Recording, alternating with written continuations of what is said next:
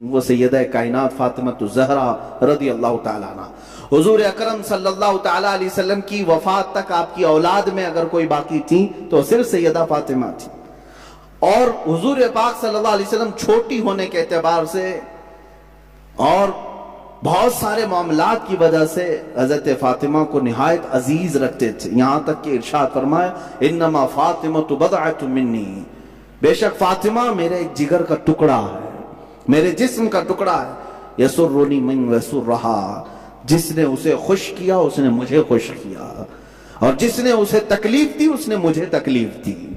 سیدہ فاطمہ الزہرا کو جس نے تکلیف دی اس نے رسول اللہ کو تکلیف دی۔ حضور پاک صلی اللہ تعالیٰ علیہ وسلم کے شانہ بشانہ کھڑے ہونے والی ہر معاملے میں اور ہر چیز میں حضور اکرم صلی اللہ تعالیٰ علیہ وسلم کا ساتھ دینے والی حضرت فاطمہ ہیں۔ پوری زندگی بھر انہوں نے اپنی کوئی خواہش نہیں ظاہر کی کہ مجھے ایسا چاہیے مجھے ویسا چاہیے۔ لاڈلی بیٹیاں کیا نہیں مانگتی اپنے باپ سے، لیکن میرے آقا صلی اللہ تعالیٰ علیہ وسلم سید الانبیاء ہیں اور کائنات کے آقا و مولا ہیں، اپنی بیٹی سے نہایت محبت کرنے والے، اگر وہ بیٹی مانگ لے تو کیا رسول نہیں لا کر دے سکتے؟ لیکن سیدہ کائنات نے زندگی بھر کوئی ایسا سوال نہیں کیا، میرے آقا صلی اللہ تعالیٰ علیہ وسلم نے جو دیا اس کو لے لیا۔ بلکہ جب رسول پاک صلی اللہ تعالیٰ علیہ وسلم کو مکہ والے ستا رہے تھے، پریشان کر رہے تھے، جانتے ہیں جب آپ کا بائیکاٹ کیا گیا تھا، سوشل بائیکاٹ کیا گیا تھا مکہ میں، جب وہ بہت ہی چھوٹی سی تھی، حضرت فاطمہ بہت چھوٹی تھی، میرے آقا صلی اللہ علیہ وسلم نے 2.5 سال سے 3 سال کے درمیان پتے کھائے، چمڑوں کو پانی میں گلا کر کے کھایا۔ اس وقت بھی حضرت فاطمہ الزہرا نہایت ہی صابرہ تھی، کہیں ایسا نہیں کہ بڑی بڑی چیزوں کا سوال کرے۔ بچیوں کو اسی لیے ہم بار بار کہتے ہیں کہ حضرت فاطمہ کو کیوں نہیں پڑھتی۔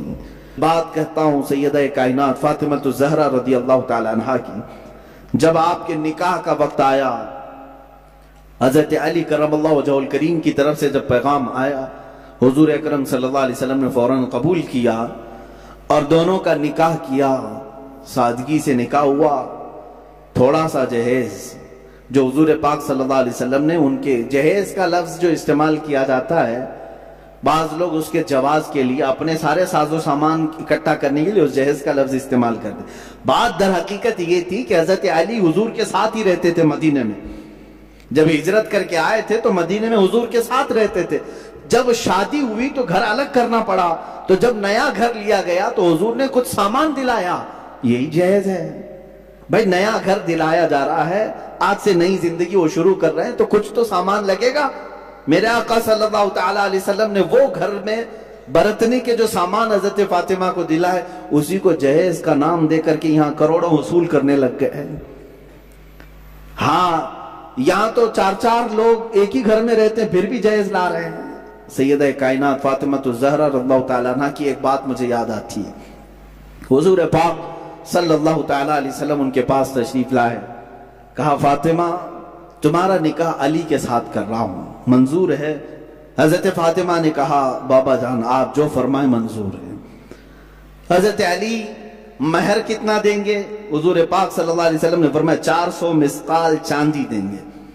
400 مسقال چاندی، وہی زمانے کا حساب کیلکولیشن الگ ہوتا ہے، آپ کسی بھی دارالفتہ سے سوال کر کے پوچھ سکتے ہیں کہ اس وقت کیلکولیشن میں کتنا بیٹھتا ہے، اگر کسی کو شوق ہے تو۔ حضرت فاطمہ کا یہ مہر طے پایا، مہر مقرر بھی ہو گیا۔ بعض روایات میں یہ ملتا ہے کہ حضرت فاطمہ نے کہا اے اللہ کے نبی صلی اللہ علیہ وسلم یہ نکاح کس کی جانب سے ہو رہا ہے؟ حضور نے فرمایا اللہ کی طرف سے، اللہ تعالیٰ نے پسند فرمایا کہ تمہارا نکاح علی کے ساتھ ہو۔ تو حضرت فاطمہ کہتی ہیں تو پھر میرا مہر بھی اسی شان کے مطابق ہونا چاہیے۔ 400 مسقال چاندی، کہا میرا مہر بھی اس شان کے مطابق رکھیں جو اللہ تعالیٰ نکاح کر رہا ہے۔ حضور پاک صلی اللہ علیہ وسلم نے پوچھا فاطمہ تم کیا پسند کرتی ہو مہر میں، تم کیا لینا چاہتی ہو مہر میں؟ حضرت فاطمہ نے کیا کہا؟ اللہ اکبر، قربان جاؤ مسلمان، کہتی ہیں آقا اگر اللہ نکاح کر رہا ہے تو رب تعالیٰ سے یہ لکھوا لیں کہ آپ کی امت کی بخشش میرے مہر میں رکھی جائے۔ अल्लाहु अकबर। आपकी उम्मत की मगफिरत और बख्शिश मेरे महर में रखी जाए। ख्वाहिशें हों तो ऐसी हों, तमन्नाएं हों तो ऐसी हों। हजरत बीबी फातिमा ही तो हैं कि जो रसूल पाक सल्लल्लाहु तआला अलैहि वसल्लम जंगल में जाकर के जब रोने लगे, किसी के कहने से आप सर नहीं उठाते थे। हजरत फातिमा आई, कहा बाबा जान आप सर उठाएं, मेरे आका आप सर उठाएं। हुजूर पाक उम्मत के गम में रो रहे थे कि अल्लाह ताला मेरी उम्मत की बख्शिश हो जाए। हजरत फातिमा ने क्या कहा जानते हैं? हुजूर से इतना अर्ज किया कि या रसूल अल्लाह, जब तक आपकी फातिमा जिंदा है कोई रात सोएगी नहीं, आपकी उम्मत की मगफिरत की दुआ करती रहेगी। हुजूर पाक ने सर उठा दिया। हुजूर पाक सल्लल्लाहु अलैहि वसल्लम के पास जब कभी कोई उम्मत की भलाई की बात करता है, मेरे आका उस पर नवाजिशें ज्यादा करते हैं। सैयदा कायनात ने हमें ये मिजाज दिया, फातिमा ज़हरा रज़ियल्लाहु तआला अन्हा ने हमें ये मिजाज दिया। साथ ही मैं हर उस बेटी को भी कहता हूं जो अपने बाप का ख्याल करे, अपने बाप का ख्याल नहीं करती है, वो सोचे कि हजरत फातिमा रज़ियल्लाहु तआला अन्हा हुजूर अकरम सल्लल्लाहु तआला अलैहि वसल्लम का किस कदर ख्याल फरमाती थी। उनके तबलीगी मसाई में किस तरह से वो शाना बशाना ठहरती, कभी अपनी जानिब से कोई ऐसी ख्वाहिशात नहीं की। हुजूर पाक सल्लल्लाहु तआला अलैहि वसल्लम की बारगाह में एक मर्तबा आई थी, बस वो गुलाम मांगने के लिए। जंग बद्र के कैदी जो गुलाम बनाए गए थे वो तकसीम किए जा रहे थे, वो भी माल गनीमत में था। वो हजरत अली रज़ियल्लाहु तआला अन्हु के कहने से आई थी। हजरत फातिमा जन्नती खवातीन की सरदार होने के बावजूद घर के काम खुद करती थी, इतना कि उनके हाथों में छाले पड़े हुए थे। चक्की पीस कर, रोटियां बनाकर और घर के सारे काम काज करते हुए उनके हाथों में छाले थे। वो किसकी बेटी हैं? रसूल पाक सल्लल्लाहु अलैहि वसल्लम की। आज थोड़े से किसी मालदार की बेटी को काम लगा दो, झाड़ू लगाने के लिए कहो, नखरे करेगी, मेरा ये काम नहीं है। वो रसूल पाक सल्लल्लाहु अलैहि वसल्लम की साहबजादी हैं, गुर्बत की वजह से नहीं। जिसको जन्नती खवातीन का सरदार कहा गया हो, वो चाहे तो उनके लिए सोने और चांदी के पहाड़ चला करें, लेकिन बावजूद उसके फक्र फाका उन्होंने पसंद किया। हुजूर पाक सल्लल्लाहु अलैहि वसल्लम की बारगाह में आई थी।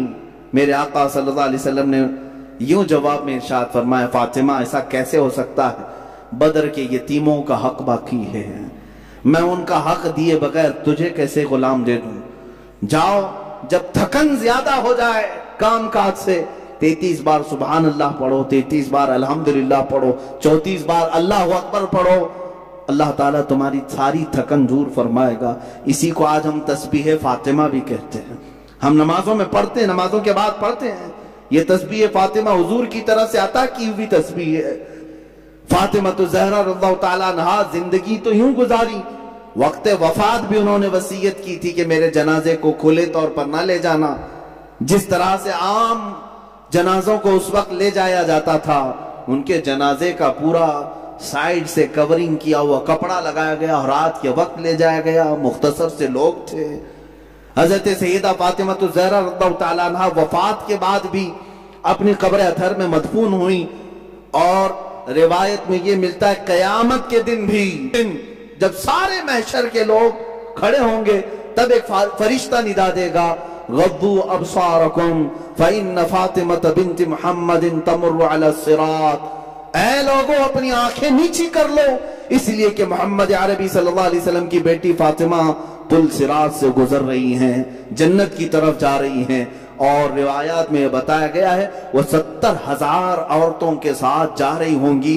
किस शान से जा रही होंगी? ऐसे गुजरेंगी जैसे बिजली की चमक तेजी से चली जाती है। पुल से रात पर इतनी तेजी से वो गुजर जाएंगी। महशर के मैदान में भी जिनकी तरफ देखने को मना कर दिया गया, वो कैसा पर्दा रहा उनकी जिंदगी का। और वो कौन खुशनसीब खवातीन होंगी जो 70,000 की झुरमुट में शामिल होंगी। कहा गया ये वही होंगी जिन्होंने जिंदगी फातिमा ज़हरा की कनीज बनकर के गुजारी है। उनकी जिंदगी पाक को निहायत अजीज रखती थी।